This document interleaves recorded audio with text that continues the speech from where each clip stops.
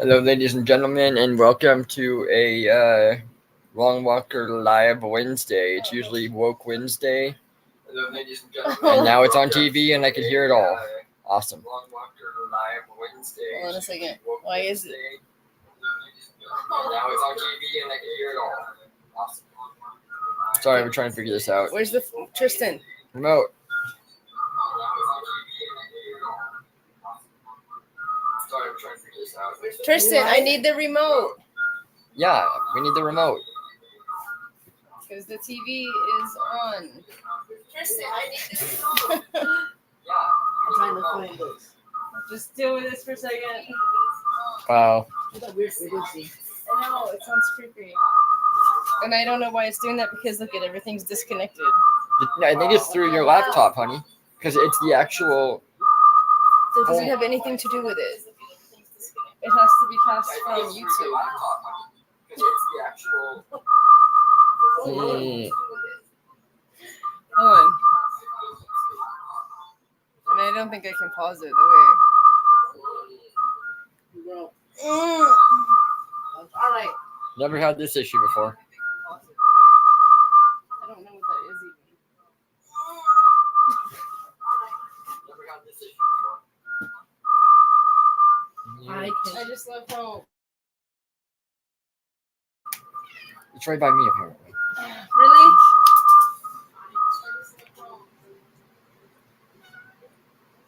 All right, there we go. Now Sorry, you people. don't have to hear it. I don't know what that noise is. It's like I've heard it come up on a few things when we've been trying to stream, and it's really creepy. Well, I hope it's not doing that all the time. No, because I listen to it here. Okay. Anyway, sorry about that, ladies and gentlemen. Okay, we're doing a special this Wednesday since it is 9/11 with the events that happened in New York 23 years ago, you said? Yep, 23 years. Which is crazy because, I remember being in, a freshman in high school. I was in Bakersfield at Bakersfield High School for my freshman year. And that morning, I don't usually turn on the TV, and I clearly remember that I went and turned the TV on that morning to see what was, I think the first tower was already on fire at the time that I turned it on, and I was trying to figure out what was going it took on. time for them to report it. I didn't know what was going on, and so I was trying to figure it all out. And then I saw the second one go and hit the second tower, and everybody started really freaking out. And so I ran into the living room to my mother, and I was like, "Hey, there are like the towers that were hit," and I wasn't sure where they were, what was going on. They should have like. So I told her. She turned on the TV and started finding out more. And that whole day for high school, we had TVs on for every single class. Like they were just showing what had happened and Still the had updates. So that's cool. Yeah. They didn't send you home? No. Oh, how weird. No, we had school. It was because it was city, but they just had the TVs on all day. That's crazy. So they Yeah. should have some of the original news footage, which was pretty interesting. I remember seeing that. That was pretty neat. Yeah, it was, and that was a day. You got all those conspiracy theorists that tried to say there was no planes to begin with at all. But what was seen was seen. I don't see how that could have been faked. No. There definitely is a lot of conspiracy theories, and some of them do kind of like hold water. Yeah. That one, not so much. I've heard some of the ones, they were planes, but they were, our own military flew them in. That's still possible. Which it is, because, the deficit of money that we were missing at that time in that same area that was hit in the Pentagon is where the money was missing from. Yeah. So, the World Trade Center. Yeah. But interesting facts about 9/11. September 11th is reported to be the true birthday of Jesus Christ. Yes. It's also a very important passage in Revelations. And I think it talks about, let me see. It talks about the fall of Babylon. So I think that was probably a main driving force by why they chose this date as an attack. So let's see. Revelations. And I mean, this year, honestly, with the lack of leadership that we have in this country right now, it was a big threat. I would have assumed that something else could have been done. Yeah. Okay, so in Revelation 9:11, we learn about another high-ranking fallen angel. He is called Abaddon in Hebrew, literally meaning destruction, and Apollyon in Greek, literally meaning one who destroys. Both names can be summarized as meaning destroyer. He's the angel of the bottomless pit and king of the demonic locusts. Yeah. So, yeah. And it's also the Egyptian New Year. Yes, So, that's right. Seeing that most of them came from that region of the world, I can't help but think it was really significant, the date that was set. Yeah. But, I mean, it had to have been. And I mean, they trained at our own schools, our own flight schools. yeah, they were trained by our own people. They were here, right? Yeah, they were here. They were here for a good months. I mean, that's just the way it was. They were here months training. See, I'm looking at some footage for you. See if there's anything good here. I know I found one that I wanted to show with Rob Regal, a veteran thing, and I can start with that, I guess. All right. So select the picture-in-picture, which is going to be this one. This one here? No. This one? And then say present. Present. And do the share screen. You see it? Yeah, share screen. And then that's going to be that one. And make sure sharing audio. Yeah. Is it? Yep. Okay, it says share. Yep. And then it'll go here. Now, are we ready? Click on it, make sure. Yeah, that looks good. Alrighty then. And just look at it on that thing to make sure it's.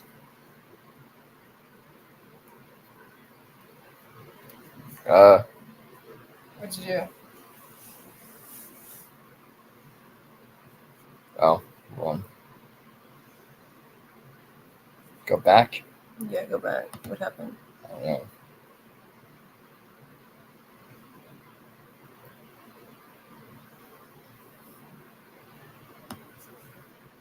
There it is. It's right there. Okay. Try this again. What a perfect day, you know. I got to my office and my assistant right? Yep. At one point came in and said, "Hey, I just heard a plane hit the World Trade Center." And I'm a pilot, you know, I have my pilot's license, and I thought, well, that's interesting. And then I heard big screaming from her office, and I said, "What happened? What happened? What happened?" And she said, "Another plane just flew into the other World Trade Center." And I remember thinking, what? That doesn't add up at all. And immediately I was like, I think we're under attack, which sounded crazy to say. I got a call from my commanding officer and said, "Hey, listen, our unit has been activated."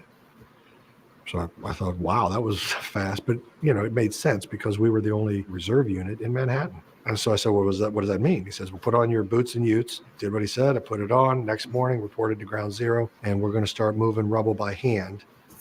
Because of the time, it was search and rescue. Because we still thought there could be hundreds, maybe thousands of people trapped in this rubble. There were 6 stories of rubble. You are about to embark upon the great crusade to meet this mounting aggression. And make no mistake about it, good will prevail. So I had just left active duty, not more than 9 or 10 months prior to 9/11 happening. I had joined a Marine Reserve Unit in Manhattan, MTU 17, Marine Training Unit 17. I had a day job, and at night I was pursuing comedy, and I was staying in the reserves because I love the Marine Corps, and I wanted to stay connected, and I wanted to still be a part of it. So, but I also wanted to be a comedian and actor, and I needed to stay in New York to make that happen. So when they got me new orders on active duty, they wanted me to go to Fort Meade and teach journalism or something, and I was like, ugh. So I said, you know what, I'm going to go ahead and get out of active duty and join the reserves and stay in Manhattan and keep pursuing comedy and acting. And then within 9 months of that happening, 9/11 happened, and we were attacked, and everybody remembers that day. If you were an adult and an American, you'll never forget that day. Just like the generation before us will never forget Pearl Harbor, the shock and the surprise. And we had so much, obviously times have changed. So we have such graphic video and such recording of it that it affected everybody deeply. And I was obviously in Manhattan on 9/11. It was gorgeous. And I remember walking to work and thinking, what a perfect day, it's wonderful. And got to my office, and my assistant at one point came in and said, hey, I just heard a plane hit the World Trade Center. And I'm a pilot, I have my pilot's license. And I thought, well, that's interesting, and I kind of was behind on work. So I went back to work. And then I started thinking about it. I was like, well, how did that happen? Because, this is a perfect day, So I jumped up and I said, tell me what happened. And she was like, I don't know. It's all happening right now. And so we turned on the television and we found the coverage, and you could see smoke coming out of the World Trade Center. And I remember thinking, well, that looks too big to be like a little Cessna or a little private plane to make that much, smoke. And we were debating it and talking about what it could be. And that just doesn't seem possible on a day like today for a commercial pilot. So, all this is happening and nobody knows anything yet. Like remember that the phone lines weren't bursting out. Nothing had really unfolded. We were still waiting for the shoe to drop, I guess. And I called my wife at the time, and she was working closer to downtown. I worked on 42nd and Park Avenue, and she worked down probably around 30th and 7th Avenue. So she was down in the Garment District, a little closer. And she had big windows on her facing south. And she said she was watching it live. And I said, are you seeing this? And we were talking. And then I heard big screaming from her office. And I said, what happened? What happened? What happened? And she said, another plane just flew into the other World Trade Center. And I remember thinking, what? That doesn't add up at all. And immediately I was like, I think we're under attack, which sounded crazy to say. But you can't dispute it. Something's going on. So I said, I think we're under attack. I ran back out to my office. They were all watching in shock because it happened live. So I had my ex on the phone and I said, stay there. I'm coming to get you. So I left my office and ran down to where she was. And I remember when I got out on the streets, it was a very surreal moment because I think the trains had stopped at that point. And I just remember everybody was on the surface. So the sidewalks were packed, but the traffic wasn't moving. I mean, the hustle and bustle of New York City, it's legendary. It's phenomenal. But for whatever reason, you had all these people on the surface. Nobody was underground. Everybody was on the surface. The traffic had stopped, but there were no horns. There was no talking. And it was just this very eerie quiet. And I remember I was going down Fifth Avenue. I'd cut over from Park to Fifth, and I was headed down Fifth to get over to 7th, and 30th or whatever. And I remember. I don't know if it was like this everywhere, but here there was no planes. I think they grounded all flights. Yeah, they did everywhere because they didn't know how many of them and going different places. Right. Because some of the ones that hit New York were going to to Sacramento. Right. And stuff like that. So. Yeah, it's the main thing that I remember was just like how quiet it was. Yeah. And it's like it makes you think it's like how much air traffic is in the air at any given time going over our heads. I didn't really notice because I was in the city. True. So it's harder to gauge the air traffic from. Like the only way that I can describe it is like when we lose electricity here. Yeah. Everything seems super quiet and really eerie and just kind of like muggy and just way down. Yes. It's just kind of like how everything was. I remember we went to the store and the store was operating, but everybody was just kind of like in a dazed state. Yeah. And it was just so quiet. That's like the main thing that I remember was just like the quietness. It was just really strange. I can't imagine that. I mean, I know what you mean by that. I mean, I've heard it here when we've lost power. Yeah. It was just odd. I mean, Yeah. I remember going down parking, and you could see smoke all the way downtown. You could see it, and yeah, there was a state of shock. It was this, this is happening, but no one knows what it is yet. Nobody knows what it means. Nobody knows what's next. It's a very confusing and shocking time, obviously. Yes. That's what happens in a surprise attack. So, yeah, it really was. It was a really shocking time. I don't think anybody really foresaw it coming. That's the problem. We live in such a good free society. Yeah. People have. And they don't think that it's possible. Right. And they have like a lot of security behind that. Yes. And it's like you should always kind of live with that preparedness that something bigger could happen to us. You should. You really should, yes.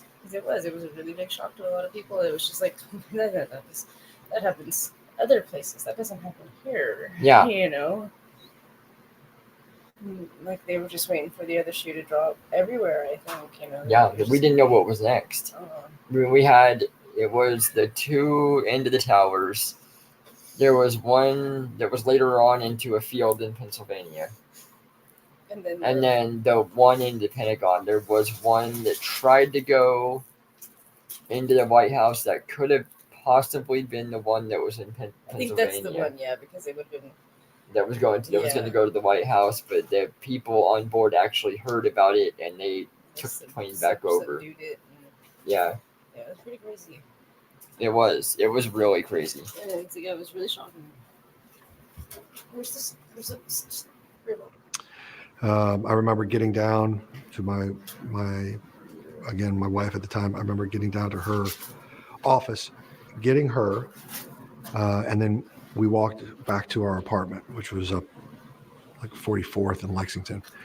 So we got back up there, and then we just did what everybody else did, hunkered down in front of our television and tried to figure out what was happening. And we watched like everybody else in horror as the towers fell and people were running for their lives. And this was happening just, less than a mile away from us. In a place that we were very familiar with. My wife at the time, the night I proposed to her, I took her to Windows on the World, which is the restaurant on top of the World Trade Center, and we had gone there a couple times for one or two of our anniversaries, and so we were very familiar with the whole downtown area, and we knew people up there in the World Trade Center. So we were very concerned. For those who serve, for those whose sacrifice will never end, the Gary Sinise Foundation shows its gratitude through entertainment, outreach, and life-changing support. To learn more, visit GarySineseFoundation.org. That night of September 11th, pretty much that afternoon, evening, I got a call from my commanding officer, Lieutenant Colonel Steve Brozak, called and said, "Hey, listen, our unit has been activated."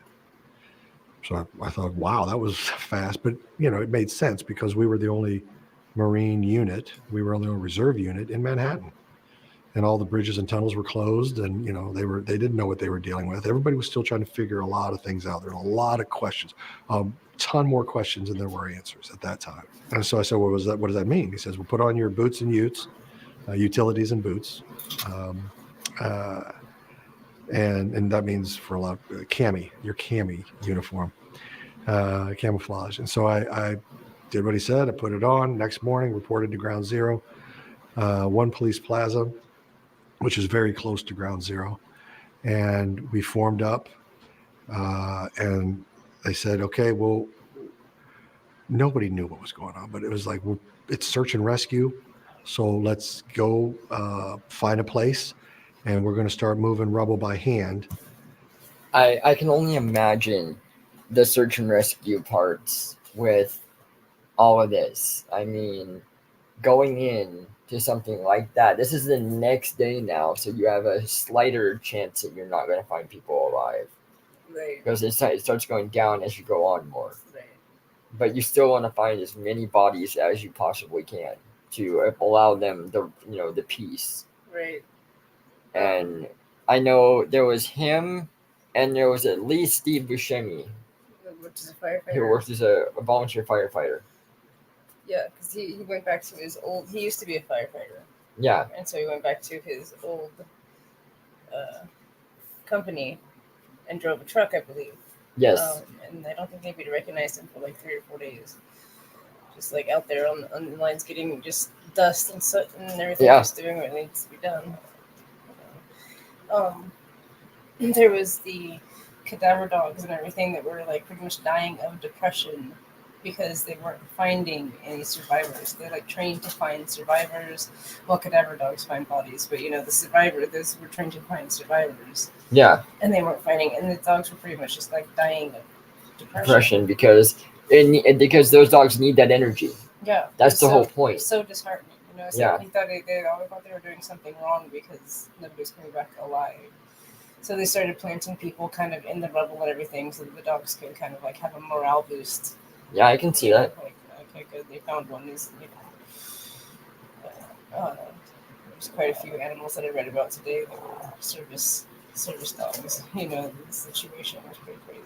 Most of them should be passed away by now. Yeah, the last one just passed from like cancer or something a couple of years ago. That's not shocking. Yeah.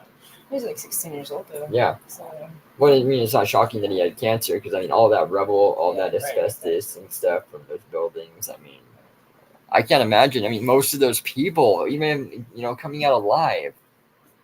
I always wondered that too. Like, what happened to like the surrounding people, like the people that lived and worked around those areas? Those were old buildings. Yeah. I don't know.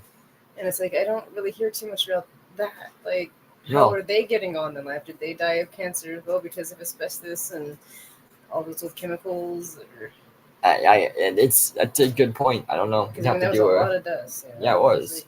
Like I don't know if they have valley fever, but I'm sure there's some equivalent to something like valley fever. Yeah. I'm looking for something for you. Because at the time it was search and rescue, because we still thought there could be hundreds, maybe thousands of people trapped in this rubble. There were 6 stories of rubble. So, the towers collapse, and when they collapse, they gutted other buildings. They smashed out foundations of other buildings. They smashed out windows of all the surrounding buildings. So those had collapsed into 6 stories of rubble and twisted metal and iron and pulverized concrete, which that pulverized concrete was kind of a moon dust. I'll never forget it. You step on it and it was these clouds and it was everywhere. It was a huge radius and papers, like just I remember that. That paper everywhere for blocks in every direction. Because, when it came down, it just compressed it all out and pushed it out. So you got 6 stories of rubble. You got this powder, which a couple days later it rained, and then that turned into a paste. And you had burnout cars and all these fire trucks that were burnt out, but there were skeletons of the trucks and skeletons of cars. And it was very surreal. When you walked downtown, it was surreal. That's the only way I could describe it, because it looked like a movie. It felt like it smelled, that smell of burning whatever it was, metal, concrete, pulverized concrete, that wet, pasty concrete. It's a very distinct smell. And so our unit, we went down to one of the corners of the towers. I don't know which tower it was. Tower 1, maybe. It's the one furthest south. And there was a Burger King across the street, kind of, and the windows had been blown out, and all those businesses were just devastated. But the Burger King, I just remember that's where we staged our gear. That's where we put our backpacks and canteens and whatever. And we would stage our gear there, and then we literally just formed a bucket brigade all the way up this hill, like ants going up a hill of this rubble. And then we were handing buckets up and buckets down and just moving the rubble off the pile and down out to the outskirts of the blocks away, because you couldn't bring any heavy equipment into the area because we were afraid of cave-ins. And again, we thought it was search and rescue, so we're thinking there's bodies under here. So you just like pick up sticks almost. You're picking up chunks of rocks and putting in buckets, and you're sending them up and down. And from the 12th until the 18th, I think we worked 12 hours on, 12 hours off, 12 hours on, 12 hours off, 12 hours on, 12 hours off. And, they gave us a little, eventually like day 2 or 3, they gave us a little surgical mask because that moon dust was all over the place, right? And so we had the little surgical mask on. It wasn't much. It was literally just a little paper. I think I had more protection than COVID. But we had those eventually. Nobody liked them because it was harder. It was so hard to work, trying to breathe through that thing.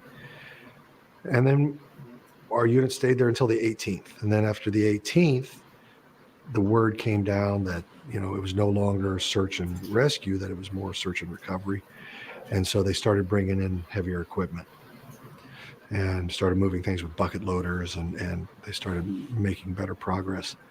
And then we were pulled off the rubble piles at that point, and they left it to the firefighters and more to the first responders. And our orders were from the September 12th to the September 30th. So, and then from the 18th or whatever, I went over to One Police Plaza and then just tried to help coordinate civilian military efforts, whatever that means, equipment, cadaver dogs, whatever was coming in from the military.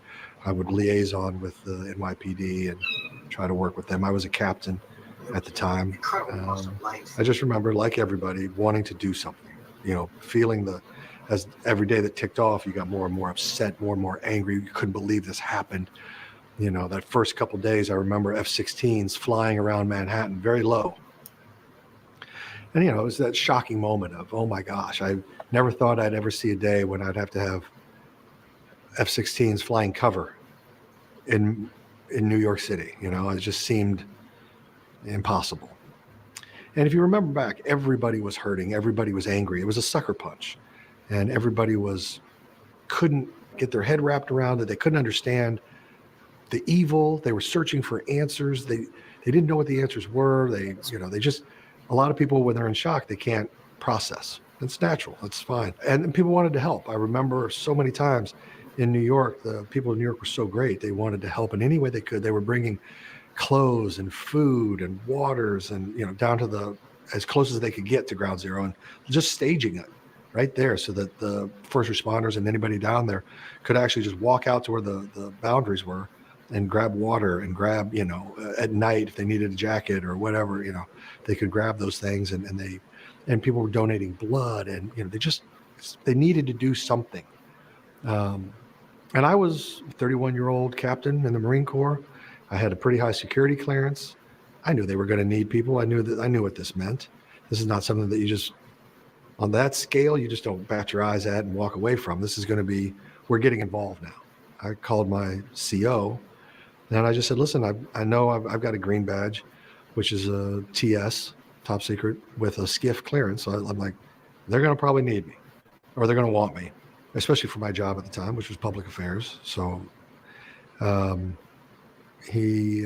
said, put me back in if you can, and he called Central Command down in Tampa and said, hey, I got a young captain up here. He's got a green badge, and he wants to get back in.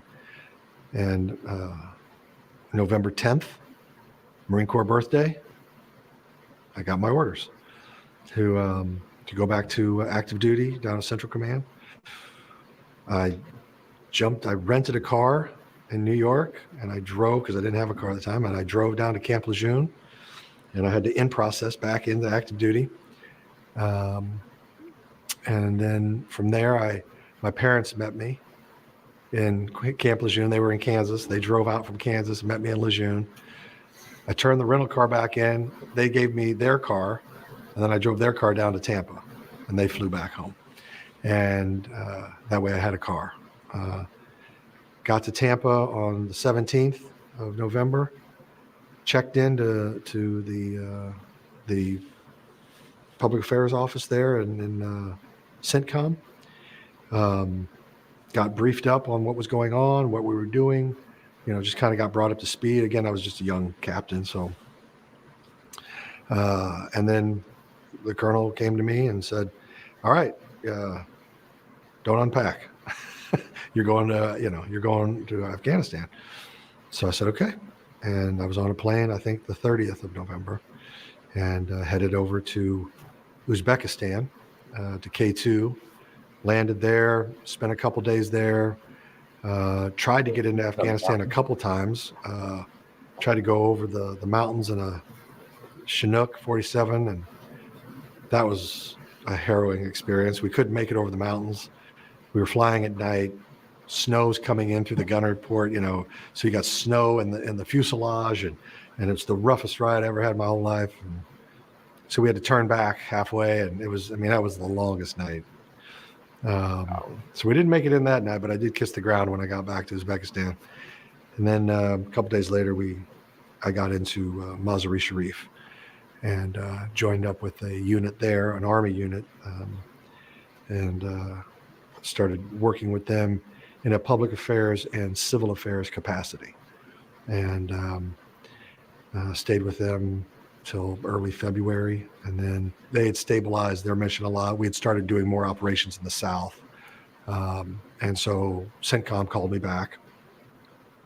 I went back and I got back just in time for Operation Anaconda, which I worked at CENTCOM from the Joint Operations Center out of the JOC, and did that, and then ended up going back to Afghanistan in the summer of 2002 for just a couple months, two maybe 3 months tops, and then came back, and my year was up. And then I went back to New York and stood by because they were gearing up for Iraq. And I didn't know if I was going to be involved in that or not. And then a year after that, I got on Saturday Night Live. And then, things started happening on the entertainment front. But that's kind of the story as I remember it from 9/11. Sure. There's one story when you were working on the rubble pile where you were almost seriously injured with your leg. Well, so when because the buildings were all unstable around us, like even a day or two after the 9/11, you had a whole other building collapse, like, World Trade Tower 6 or something. There was another whole building that collapsed. And there was another building that the Brooks Brothers store was in. I remember the Brooks Brothers was down low, but it was an office building up top. But it looked like Godzilla had just clawed out the front of those buildings because there was just this gash missing. So buildings were unstable. So with the winds, everybody just didn't know what we were dealing with. Another building could fall, it could collapse. And we were working against the clock because, again, we thought there were survivors. So we had to be down there. We couldn't just leave it. And so they had an air raid siren, one of those old World War II. And when that sounded, our job was to get out of there. Get out. Because they were afraid of something, a cave-in, a collapse, something. So that was the only instruction we had, was just get out. If you hear that, exit. Get away from ground zero. So, I remember I was down closer. I wasn't way up high. I was down closer to the base of the pile, and they fired up the alarm. So we all start, anytime you start moving quickly, it can turn into a rout very quickly. It can turn into everybody's just running because they don't know, it's a panic thing. Why are we running? Why are we running? And then everybody just takes off running. And I came running around the corner, and they had a generator with one of those big lights on top of it for night work. And it was set up around this in this alleyway, and so naturally everybody's like ants trying to find their way out. And so I came around the corner and ran into this generator where the trailer hitch extended out, and it was right about shin level. And I remember I hit it, and no problem, I thought, okay, I'll just get. But the body wave behind me, people just kept stacking up on me, and I couldn't necessarily get my legs out, and I could feel the pressure, and I thought, oh God, I'm going over, but my legs aren't. So I thought, I'm going to break my legs here. So I remember I had to use my old low post skills, give them the old Charles Barkley, and just drive my butt back into everybody. And I did. I got enough that I could get a little room for myself and get up on top of it. And then I just pointed it out to everybody so as people didn't stack up, keep stacking up or tripping over it. And I don't think anything happened. They sounded the safe to go back, so we all went back. But just, those moments, you just didn't know what was going to happen next. And so there was a tremendous amount of anxiety, and sadness. anxiety, sadness, hurt, tremendous emotions. I was 31 at the time, and I heard the story about all those traders at Cantor Fitzgerald, and these guys are my age, and the guys that led the revolt on Flight 93. That guy was my age. I remember the name of the lead guy. Do you remember? Todd Beamer. Beamer. He was my age. He was my exact age. And I remember thinking, that could have been me. Could have been me, And so everybody was hurting. Everybody was sad. It's a tough time.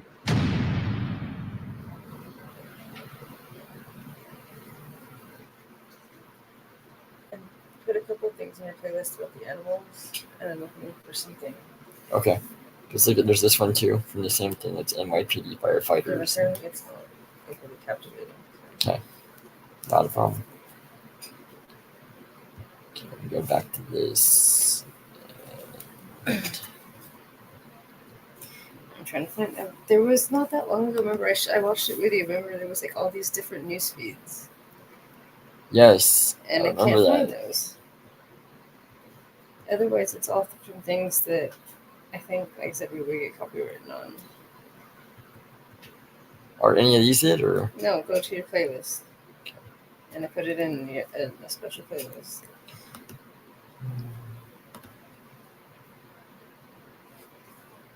Playlist.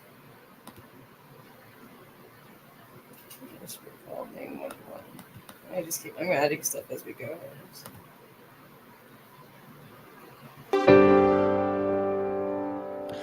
A hero's salute to one of America's bravest golden retrievers. We're here to pay our final tribute and honor Brittany, who has served her country and her community.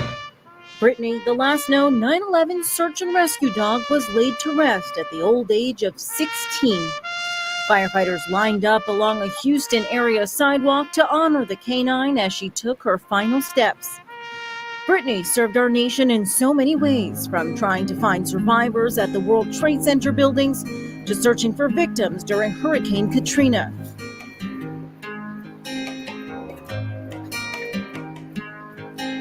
Last year, Brittany was treated by Bark Post to a day of fun in honor of her birthday from her own hotel room. To room service. Yes, you can try it. It's really good, huh? And a dog's Tiffany key to the city. Oh, it's so beautiful. Denise Corliss, a member of Texas Task Force 1, is Brittany's owner and handler. She represents the working dogs and the disaster dogs in particular. And, they all are deserving for a day like today. After Brittany retired at the age of 10, she became a member of a local Texas fire department. She also started visiting schools where she sat with children as they read out loud in the classroom. When we deployed to some of the disasters, what I didn't anticipate is the role that they take on as a therapy dog. For many, this goodbye closes a big chapter of history as first responders reflect on her heroic career. A dog deserving of so many honors gets a fitting farewell. For InsideEdition.com, I'm Lee Sheps.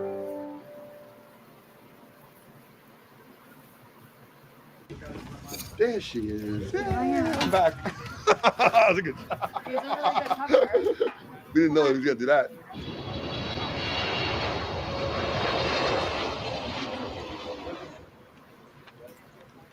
My name is Robert Schnell. I'm 59 years old. I'm currently the canine training instructor here at JFK Airport for the TSA, and I was a former NYPD canine handler during 9/11. I love having a dog as my partner, but wasn't a pet. You're attached to this animal for 24 hours. It's not like, at the end of your shift, you put the dog somewhere. The dog comes home with you, lives with you in your house. Atlas was my new partner. He was brand new. He was like fresh out of training. He was under 2 years old when 9/11 happened. He was bare when both towers came down with me.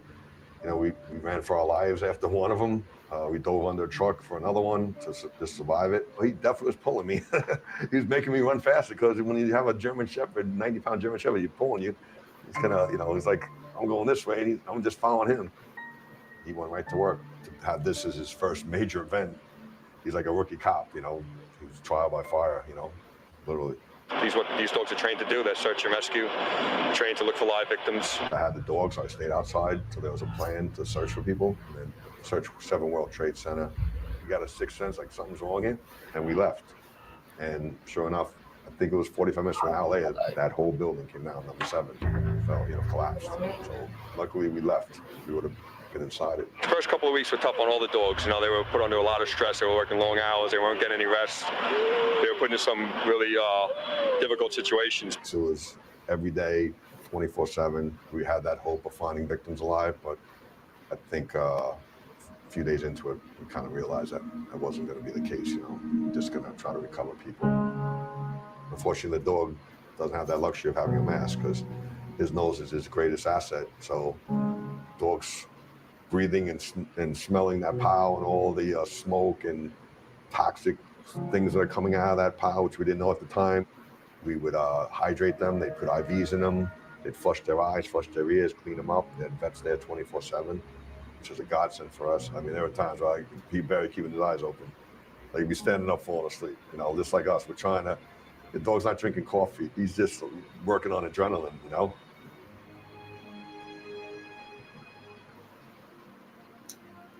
So there was that powder. He was a champion. He went up there and searched that rubble pile. Smoke's coming out and fire is coming out, and he's climbing all over this debris, He survived it.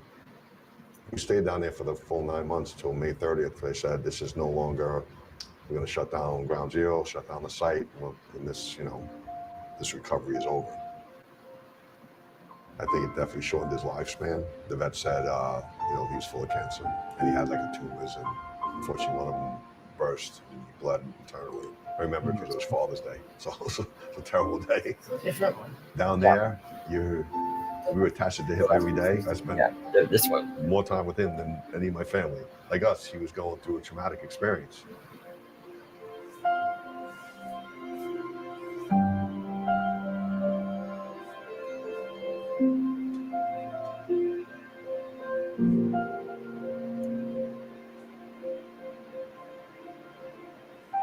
I just consider myself lucky. I mean, just real lucky. I pray every day that I'm not a victim to 9/11. I hope it doesn't happen, but I'm almost resigned to the fact that it could happen, at some point.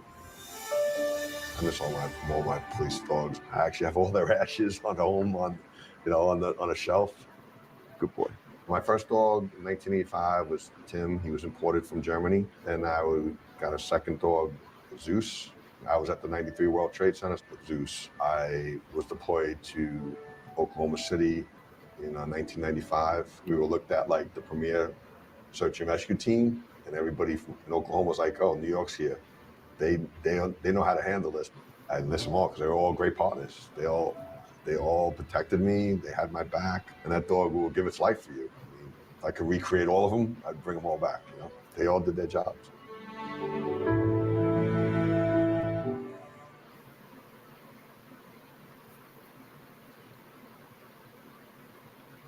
Across the airwaves today, touching tributes to those lost on 9/11. It's just crazy to see all the animals, though. They said over 300 dogs took part in 9/11. What? I mean, I don't know what else I have there. I can't find the news coverage that I wanted. I don't know what happened to it, so I've just thrown a couple more things in. No problem, because I'm sure we'll reach our hour here in just a little bit, but we'll see what this one's about and then see what else you got. Love New York. 20 years later, the memory of that fateful morning still so vivid.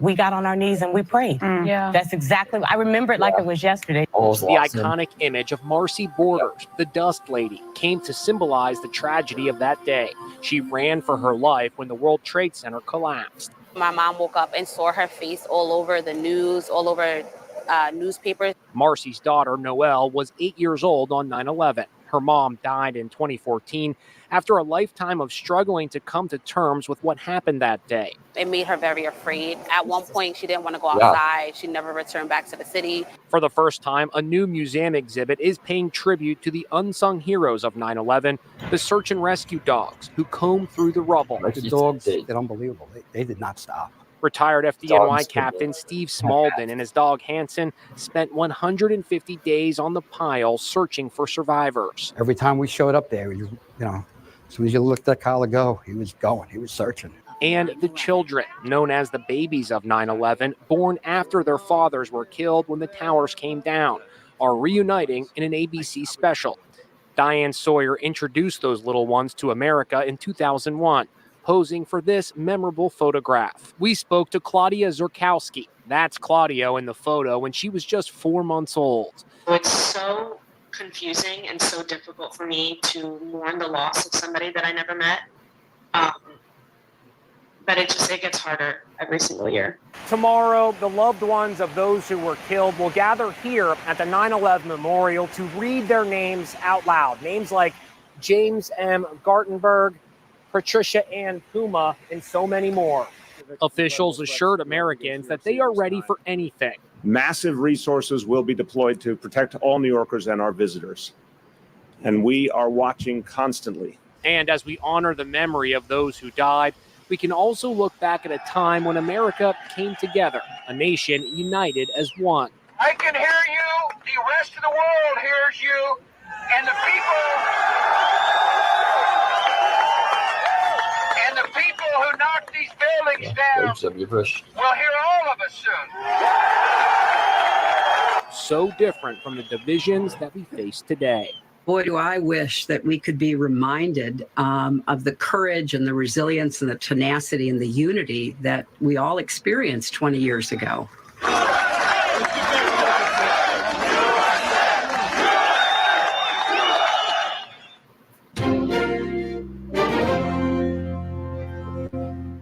There's a whole generation that have graduated that Yeah. never experienced it in 23 years.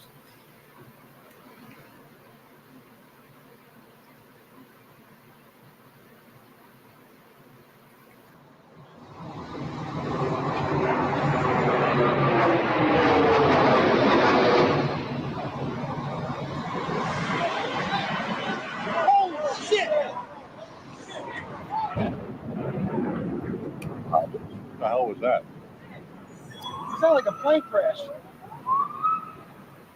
Hey, Beth. What is that? Somebody hit the World Trade Center or the... It's a trade center. The World Trade Center. What's it? Yeah. This just in, you Matt were just looking mentioned at we have a breaking obviously news very story to tell you disturbing about. live I'm shot gonna there. tell you That what is we the know World as Trade we Center, know. and We we just have got a report unconfirmed from the reports center this here morning some sort of that a explosion.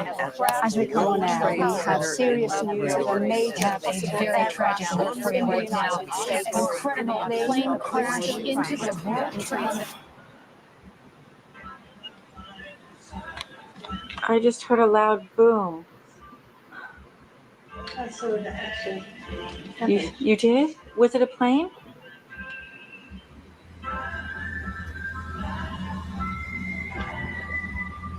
That's what I was thinking. It was a terrorist attack. Immediately, there's speculation or cause for concern. This is the World Trade Center that was the center of a terrorist bombing some years ago. So the questions have to be asked, was this purely an accident or could this have been an intentional act? But either way, extensive damage was done. What's this other jet doing? What's this other jet doing? Holy fuck!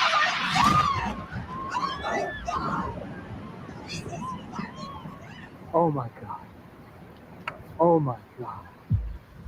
This is literally some of the best footage that I've seen. I know it's amateur footage. It's not even from the news. Yeah, I mean, this is really good. I don't even remember seeing. I know. I just found that it was like kind of like buried in some of the stuff. So I was like, that's pretty cool. Yeah. Because I only ever saw it really from like the news. And I mean, this is straight over people's heads, and like why was that? I mean, they were like talking to the firefighter. Yeah. They're just talking to the firefighter, and he's just kind of like standing there, just like doing a normal thing, and then it just yeah, like, that was it. First and it's just weird because they do not look like commercial planes. No. From They don't far really away. have like numbers, do they? Not that I can see, and they don't look like the the big, like they're supposed to be 747s from what was said. Right. And it just doesn't look like it. You know, it's like it's crazy. Looks like 6, 7 floors were taken out, and there's more explosions right now. Hold on, people are running. Hold on just a moment. We've got an explosion inside.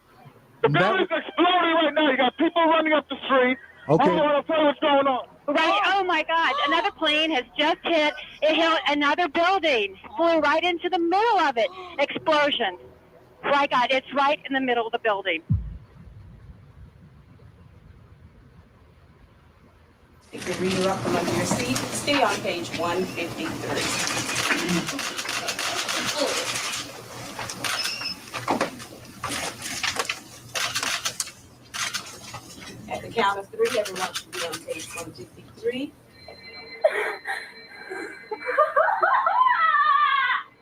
Mom, another plane just crashed into the other World Trade Center. Another plane hit a jumbo jet. I'm so scared. I'm leaving. No, don't, Megan. You can't. Bye. I love you. Megan. Mom, I'm Carol. I'm getting the phone. Please wait for me. We do have some videotape of the second plane, and you can see it there. Where? I didn't see it. Oh, whoa. This is crazy. We're under attack. Going into buildings. From our vantage point, yeah, clearly difficult to tell. We're under attack. What type of plane that is, but it's a horrific scene. All right, we've just been told also, Michael, sorry, the New York Stock Exchange is being evacuated, as is, I'm sure, much of Wall Street, if not all of it, as much as possible. But the New York Stock Exchange has suspended trading for the moment. It's war. Today, we've had a national tragedy. 2 airplanes have crashed into the World Trade Center in an apparent terrorist attack on our country.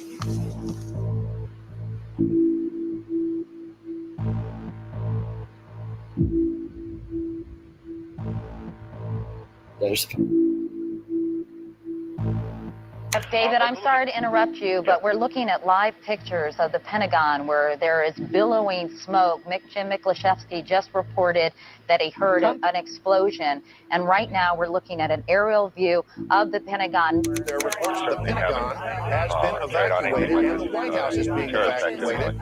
Clearly, you're seeing now these pictures from Washington, very cautious.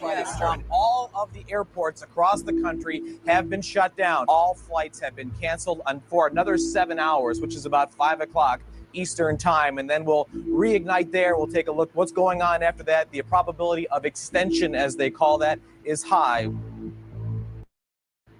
Take 2 and 2, 1. This is as close as we can get to the base of the World Trade Center. You can see the firemen assembled here, the police officers, FBI agents, and you can see the 2 towers. A huge explosion now raining debris on all of us. We better get out of the way.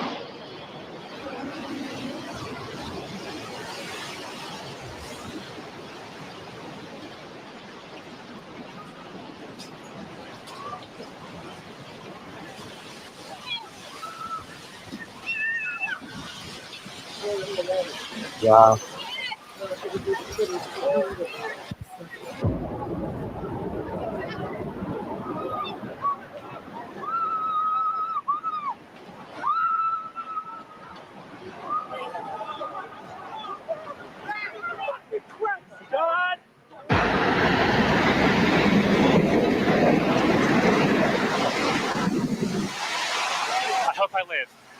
I hope I live. She's coming down on me.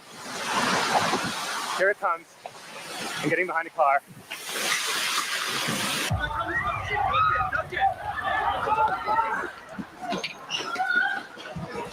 Anthony, you okay? Yeah. Oh my God. Oh my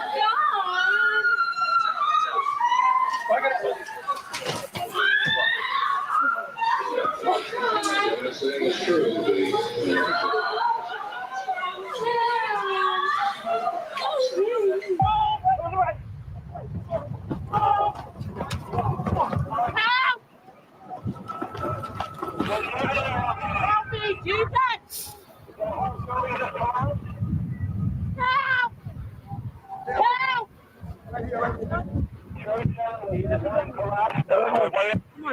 no idea.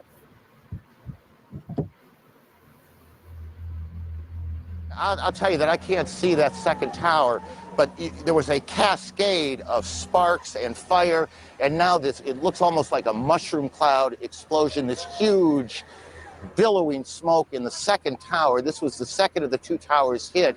Now this is what it looked like moments ago.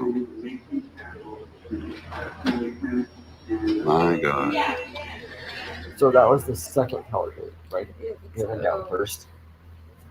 The remains of a airplane crash over on Lambertsville Road, and probably had a terrorist bomb on board that blew up. I don't know anything more than that. That's what I heard on the scanner. I just saw the smoke come up, and the explosion shook the house clear over here, and we are, 15 miles from Lambertsville. In Washington, there is a large fire at the Pentagon. The Pentagon has been evacuated. And there's, you can see, perhaps the second tower, the front tower, the top portion of which is collapsing. Good Lord.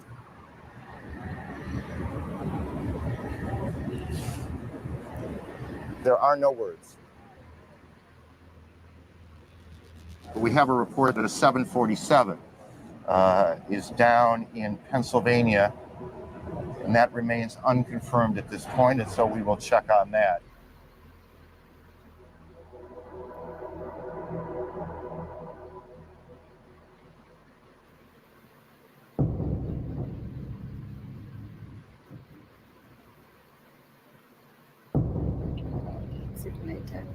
I know.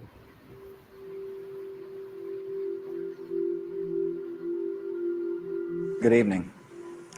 Today, our fellow citizens, our way of life, our very freedom came under attack in a series of deliberate and deadly terrorist acts. Thousands of lives were suddenly ended by evil, despicable acts of terror. These acts of mass murder were intended to frighten our nation into chaos and retreat. But they have failed. Our country is strong. A great people has been moved to defend a great nation.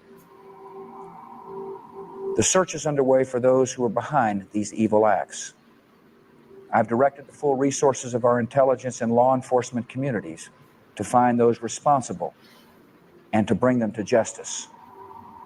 We will make no distinction between the terrorists who committed these acts and those who harbor them.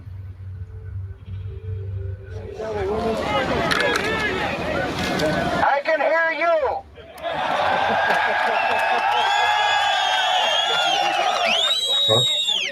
I can hear you. The rest of the world hears you. And the people who knock these buildings down will hear all of us soon.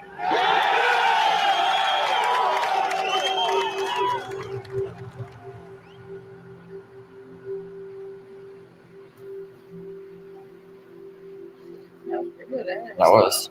No. It's exactly 9/11. Creepy. Did we get them back? This is the other one? Or Yeah, I have a couple. I don't know how long those are.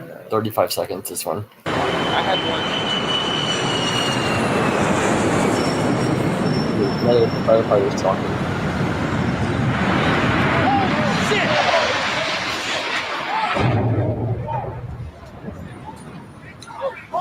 I'm full of jet here.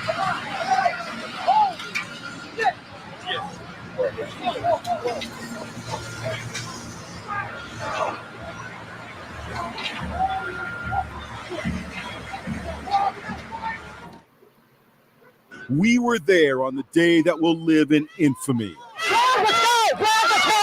Inside Edition's Matt Mahar was one of the first reporters on the scene. Okay, a big explosion has just occurred. Everyone is running from the entire financial district now. The smoke is filling the entire area. Let's go. Come on, go, Brad, go. Stop shooting, Brad, go. Cameraman Brad Waite captured moments never to be forgotten. Mayor, any idea how this happened? Not right now. Not right now. Correspondent April Woodard was already there when she encountered Mayor Rudy Giuliani, who was getting his first look at the disaster. As you can see, there's debris all over. It looks like it's snowing out here in downtown Manhattan. Cameraman Steve Shapiro found himself in the midst of the chaos as day turned to night. Shapiro recorded scenes of utter devastation. It was almost apocalyptic. Everybody go down to the sub-basement. He followed these desperate people as they sought safety in a bomb shelter. Come on, let's get in here. A filmmaker who was shooting plumes of smoke was pulled into a juice bar just as daylight turned to dark. My God! You're right! Oh my God, you saved my life! Others hid in a deli. Oh my God! Unforgettable moments from one of America's most tragic days. You stuck out in it?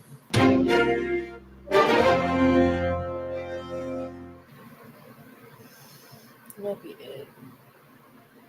Yeah, looks like it. Yeah, I think that's it.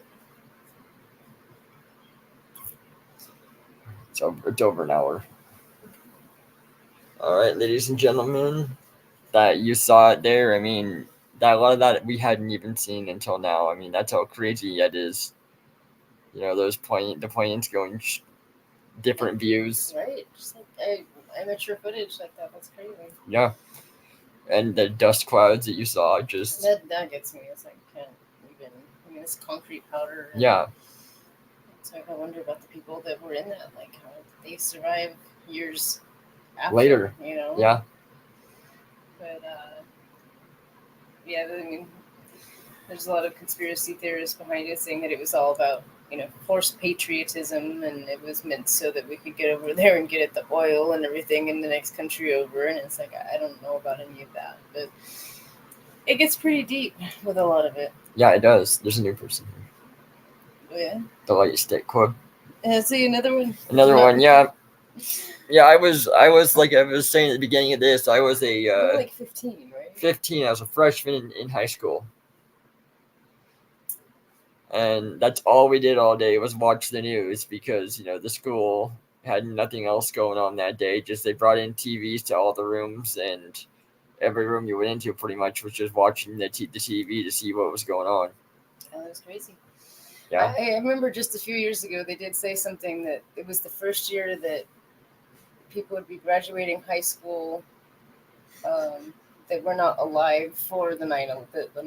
It was like taught as a historical thing that they weren't alive for. Exactly. It's just wild to me because it just doesn't seem like it's been that long, you know. So. Yes. All right, ladies and gentlemen, that's all for tonight. Hope you enjoyed it. We'll be back on our normal schedule for Friday. I don't know what we're doing right now, though. I think we went back to regretful parents. Okay, yes, regretful parenting. So unless something else good comes up. Yeah, talk about that and everything. And then next Wednesday we'll be back to woke ass Wednesdays. So find out some of the most latest woke news from around the Western world. And bring it right to you. Thank you for Sancho as always, and Light Stick. The Light Stick. Thank you guys for joining. Namaste. Have a good night. Don't live in fear. Nope, never. Don't let the bastards wear you down.